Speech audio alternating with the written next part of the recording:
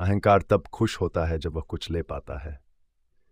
इस कथन के माध्यम से ओशो समझाते हैं कि अहंकार स्वभाव लेने की प्रक्रिया पर आधारित होता है और उसकी खुशी केवल प्राप्ति में होती है, जबकि प्रेम की खुशी देने में होती है। अहंकार को समझने के लिए हमें इसे गहराई से देखना होगा, क्योंकि ये मनुष्य की आंतरिक और बाह्य यात्रा में एक प्रमुख भूमिका निभाता है। नंबर 1, अहंकार की प्रकृति। ओशो के अनुसार अहंकार की मूल प्रकृति स्वार्थी होती है। अहंकार हमेशा कुछ न कुछ पाने की लालसा में होता है। वह मान सम्मान चाहता है, पहचान चाहता है, दूसरों की प्रशंसा चाहता है। उसकी पूरी संतुष्टि इस बात में होती है कि उसे कुछ मिले। अहंकार स्वयं को दूसरों से अलग और विशिष्ट मानता है। वह हमेशा दूसरों से ऊपर उठने की कोशिश करता है और स्वयं को श्रेष्ठ दिखाना चाहता है। अहंकार को अपनी पहचान और अस्तित्व को सुरक्षित रखने के लिए हमेशा दूसरों से मान्यता चाहिए होती है। इस मान्यता के बिना वह असुरक्षित महसूस करता है और भीतर से खाली हो जाता है। नंबर 2, लेने की प्रवृत्ति। अहंकार की सबसे बड़ी विशेषता यह है कि वह केवल लेता है, लेकिन देने में उसे कोई खुशी नहीं होती।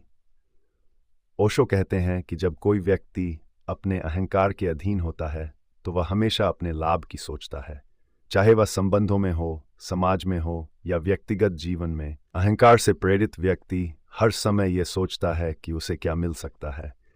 इस लेने की प्रवृत्ति से व्यक्ति अपने संबंधों में भी स्वार्थी हो जाता है।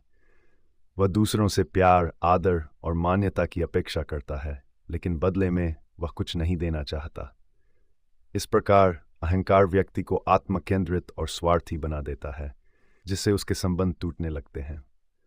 नंबर 3, अहंकार का संतोष। ओशो कहते हैं कि अहंकार कभी संतुष्ट नहीं होता, क्योंकि उसकी मांगें कभी पूरी नहीं हो पाती।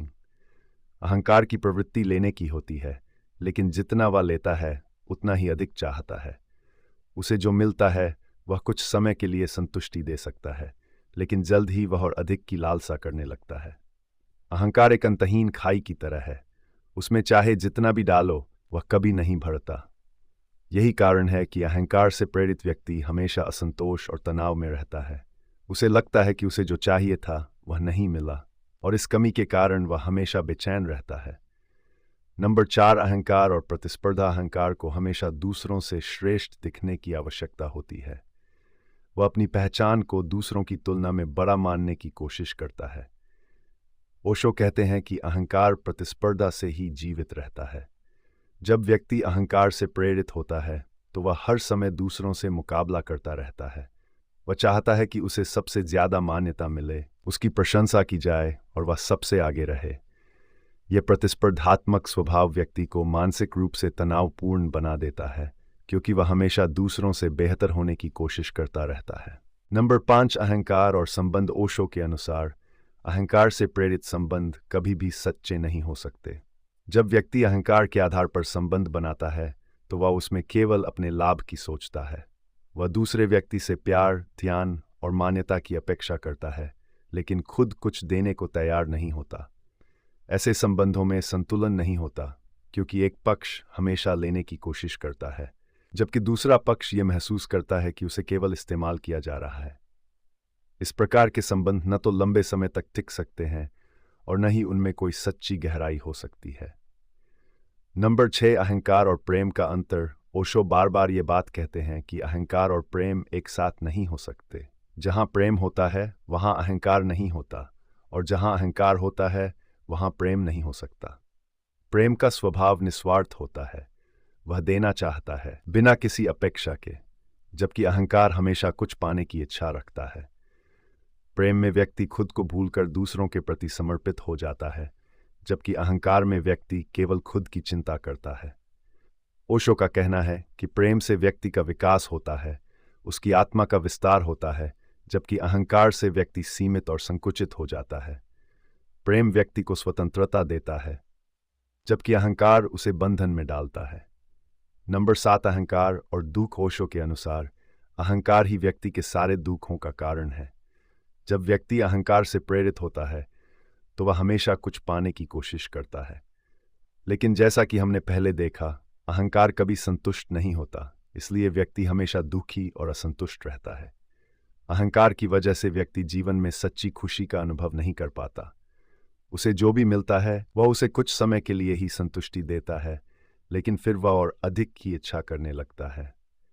इस अंतहीन लालसा के कारण व्यक्ति कभी भी आंतरिक शांति का अनुभव नहीं कर पाता। नंबर 8, अहंकार से मुक्ति का मार्ग। ओशो कहते हैं कि अहंकार से मुक्ति पाने का एकमात्र तरीका है आत्मज्ञान और ध्यान।